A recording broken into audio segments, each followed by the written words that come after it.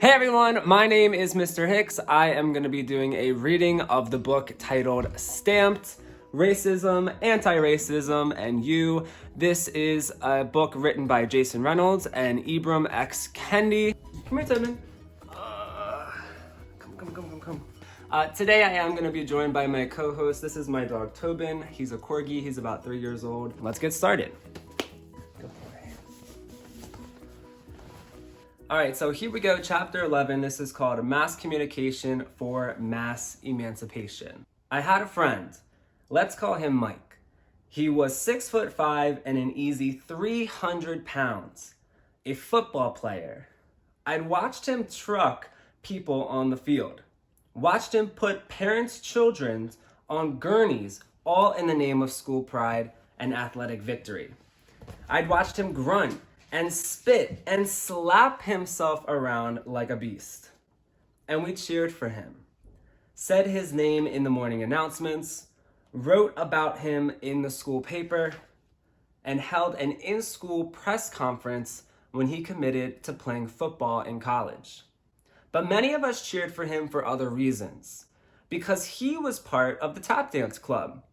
Because he played Santa Claus in the winter play. Because he took creative writing classes to explore his love of poetry. Because he spoke out against the mistreatment of young women in our school and stood up for classmates who were being bullied. Nice job. Mike didn't always get it right, but he was always open to learning and was never afraid to try. The abolitionist William Lloyd Garrison was like that. A man with power and privilege, not afraid to try. But before we get to him, we have to address one of the greatest series of coincidences that led him to become a central figure in the conversation around race and abolitionism. Coincidence number one. Both Thomas Jefferson and John Adams, the president number 2 before Jefferson, died on July 4th, 1826, on the 15th anniversary of the Declaration of Independence. Instead of people seeing this double death as a sign that the old ways of doing things were out of style, literally dead, people looked at their deaths as some kind of encouragement to carry on their legacies. It just so happens that those legacies were deeply entwined with slavery. Boston had grown to nearly 6,000 people and was fully immersed in New England's Industrial Revolution, which was now running on the wheels of Southern cotton. Coincidence number 2. Though the revolutionary abolitionist movement was practically dead, Robert Finley's American Colonization Society was still functioning at full throttle, trying to get freed slaves to go back to Africa and set up their own colony. The ACS had asked a 23-year-old firebrand named William Lloyd Garrison to give their 4th of July address in 1829. Garrison was the man. He was smart and forward-thinking and worked as an editor of a Quaker-run abolitionist newspaper. But the ACS didn't know that Garrison had gone even further to the side of abolitionism, not colonization. He favored a gradual abolition, a freedom in steps, but abolition nonetheless. And that's what he spoke about at the ACS conference, which, let's just say, was a little off-brand.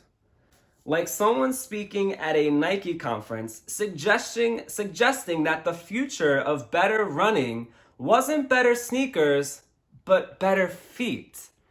And Nike should figure out how to make better feet.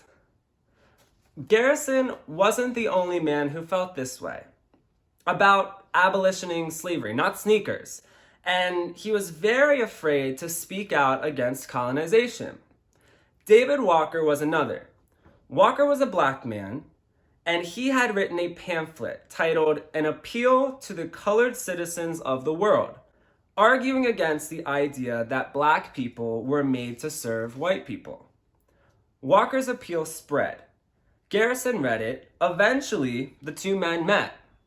But before they could start making a mess of slavery, Walker, just 33 years old, died of tuberculosis. Garrison was influenced greatly by Walker's ideas and carried them on, spreading them by doing what everyone had done before him: literature, writing, language. The only difference was that Garrison's predecessors in propaganda had already spread damaging information, at least about Black people. They'd always printed poison, narratives about Black inferiority and white superiority. But Garrison would buck that trend and start a newspaper, The Liberator. The name alone was a match strike. The paper relaunched the abolitionist movement among white people. In this first editorial piece, Garrison changed perspectives from gradual abolition to immediate abolition, meaning he used to believe that freedom was incremental, a little bit at a time. Now he believed that freedom should be instant. Freedom right now, immediate. Break the chains, period. But, because there's always a but, immediate equality, well, that's a different story. And according to Garrison, should be in steps, gradual. So physical freedom now, social freedom eventually. The idea of gradual equality was rooted in the same principles of uplift suasion. Blacks were seen as scary, and it was their responsibility to convince white people that they weren't. At least, this is what Garrison believed. But the idea was challenged by a man who disagreed with not only the idea of gradual equality, but also the idea that Black people needed white people to save them, or that they, Black people, were part of the problem at all. His name was Nat Turner. He was a slave and a preacher, and just as slave owners before the Enlightenment era believed slavery was a holy mission, Turner believed the same was true for freedom, that he was called upon by God to plan and execute a massive crusade, an uplifting that would free slaves, and in doing so would leave slave masters, their wives, and even their children slaughtered, all in the name of liberation. And it did. There was a lot of bloodshed across the state of Virginia until Turner finally got caught and hanged. Again, slave owners got scared, tightening the yoke. Garrison counteracted the intensity of the slave masters with an intensity of his own. He wrote a book that refuted colonizationists and gave birth to a new group called the American Anti-Slave Society, the AASS, a group of abolitionists. At the annual meeting of the AASS in May 1835, members decided to rely on the new technology of mass printing and an efficient postal service to overwhelm the nation with 20 to 50,000 pamphlets a week. Garrison began flooding the market with new and improved abolitionist information. It's like social media before social media. And slaveholders had no clue what was coming.